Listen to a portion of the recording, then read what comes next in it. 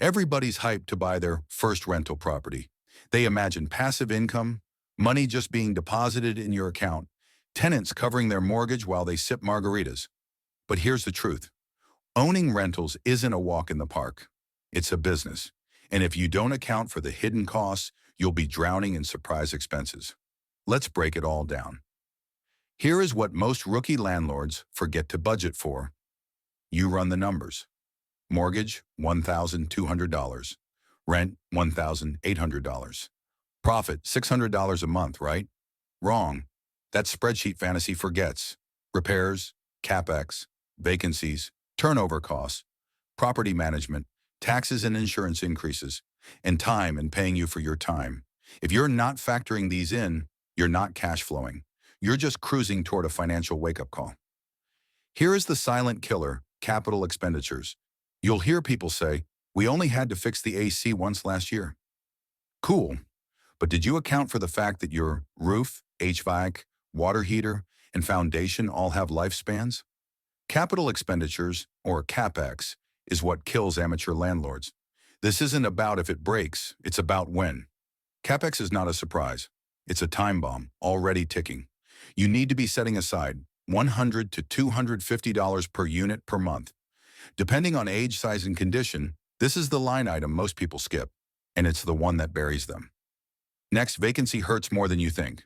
So your unit sits empty for 1 month out of the year. Big deal, right? Actually, yeah, it is. If you rent for $1,800 per month, a 1-month vacancy erases 8.3% of your annual income. Now factor in cleaning fees, paint, flooring, lock changes, listing fees or leasing commissions, and your time scheduling all that. Suddenly your passive income looks like an unpaid internship with bills attached.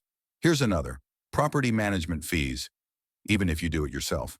Hiring a property manager, expect to pay 8 to 12% of gross rents, plus fees for leasing, renewals, inspections, and sometimes even maintenance coordination. Managing it yourself? You're still paying, just in time and stress. Answering 2 a.m. toilet calls, chasing rent, serving notices? That's not free. That's mental bandwidth, a sign of value to your time. Even if you manage yourself, bake in that cost. Here's something most new investors don't realize. Insurance and property taxes are always trending up. You bought your rental at 1.2% property taxes? Give it time. Your county's coming for more. Home insurance in some states, especially coastal or wildfire-prone, has doubled in 2 to 3 years. And many rookie landlords only check the first-year rate. By year 3 or 4, you're bleeding margin, because the hidden inflation behind your fixed mortgage is very, very real. The good news, repairs are inevitable, but budgetable. Clogged drains, broken appliances, electrical shorts, leaky faucets. You're running a home, somebody else's home, and that means upkeep. Plan for $75 to $150 per month per unit in basic repairs. Double it if the property is older or has deferred maintenance. Your cash flow needs to survive these hits, not just look good on paper. In regards to tenant turnover, it's more than a vacancy. When tenants leave, you don't just lose rent, you spend money. Here's the average turnover hit. 1-month vacancy, $1,200 to $2,500 in make-ready repairs. Leasing fee or lost time, marketing and screening costs. The takeaway is turnover is a profit killer. The longer tenants stay, the wealthier you become. Don't get caught by the tax bill surprise.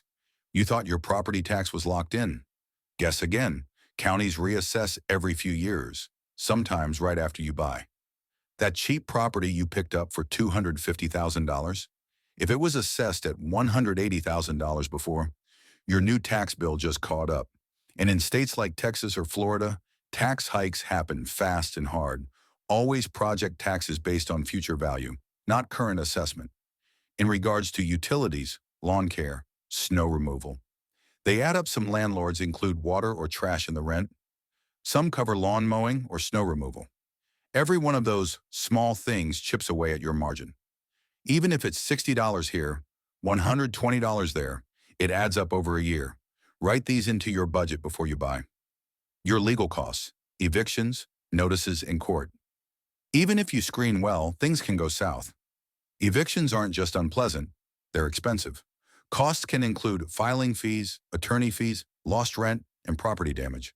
Don't forget rekeying, cleaning, and new tenant placement. You need reserves for legal risks, because if you're a landlord long enough, they will come. The hidden cost of your time. Let's be honest. Even with property managers, rentals aren't truly passive. You'll be reviewing statements, making repair decisions, filing taxes with a Schedule E, handling insurance claims, and vetting vendors. Keep in mind, you're running a mini business. And while it may not take 40 hours a week, it definitely takes more than zero. The reality check, why rentals can still work.